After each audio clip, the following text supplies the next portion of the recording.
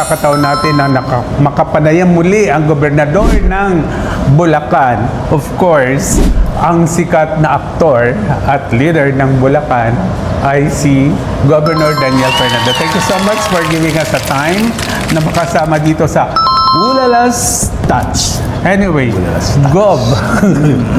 Gob, alam ko na yung partnership nyo ni Vice Governor napakaganda, no? Ano ang naging sekreto niya? Bakit ganun kaganda yung flow nyo na hindi wala kayong issue na nagkalaban or what? Kasi magkaedad kami. Magkaedad na pa. At magkasing gwapo. Hindi, kasi ang sekreto kasi barkadahan. Oh, I see. Nagkakaintindihan kami sa basketball. Ano kaming dalawa, magbarkada kami sa basketball, sa biking. Ganon din, nagbabike kami. Pagkatapos, sa RAFOR, magkasundo kami. Isa yung aming gusto, kumbaga. At saka, madaling pakisamahan si Alex kasi una artista, di ba?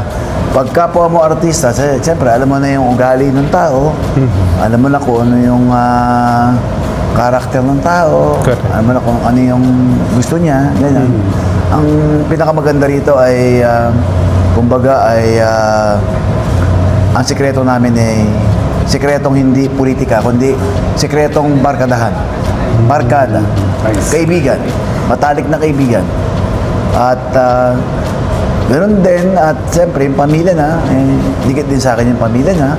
Yun ang pinaka-sekreto para maging maganda yung serbisyo nyo at hindi kayo mag-away. Kasi karamihan kasi pagka ganyan, nagkakaroon ng kagalitan pagka yung vice governor, governor, mayor, vice mayor, nagkakaroon ng politika. Kaming dalawa, hindi kami for politika. Kundi, we considered as a family. Diba? Pero napansin ko lang na pag celebrity ka talaga, ganun ba kadali yun na pag celebrity ka, kaya mo rin? Kasi pag sa pelikula, you have to study the script.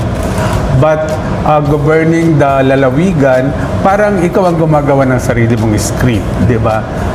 Alin doon yung pinakamahirap? Yung script ng showbiz o yung script ng service, public service? Yung script ng showbiz kasi nandiyan eh. Hindi ba?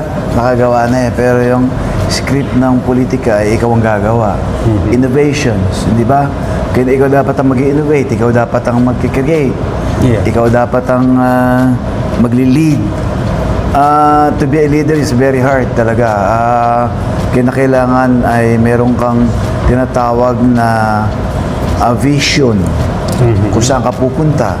Kailangan malawak yung pananaw mo sa lahat ng bagay, sa pag-service, pag-create ng mga projects, di ba? Yan yung script na tinatawag.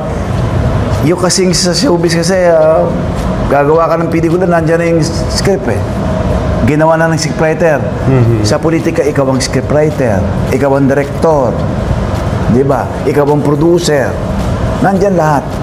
Pagka sa politika, lahat nandyan. At ikaw din yung bida at saka kontrabida. Sa pelikula ka, may bida na eh. Correct. Kung ano yung role mo doon sa script, yun yung ikaw. Pero dito, lahat sa'yo. Lahat sa'yo. Ikaw na rin yung makeup artist. Oo. Ikaw na lahat. Ikaw na talaga lahat. Lahat. Parang 24 hours yan, wala ka ng tulog. Oo, ganun talaga. Wala talagang tulog talaga. Nanumpa kami para maglingkod. Pag kailangan ng tao, kahit na anong oras, gigising ka para makapagserbisyo ka. Correct. Ganun talaga. Yun yung gusto mo eh. Yun yung ginapaan mo eh. So, kailangan taparin mo. Di ba sa bawat trabaho, especially kung routine, may time tayo na sometimes we feel na parang nakakapagod na ito. Tayo tao lamang. Marunong mapagod, marunong magalit. Hindi ba? Marunong mainis, marunong magsungit. Bitin? To be continued bukas.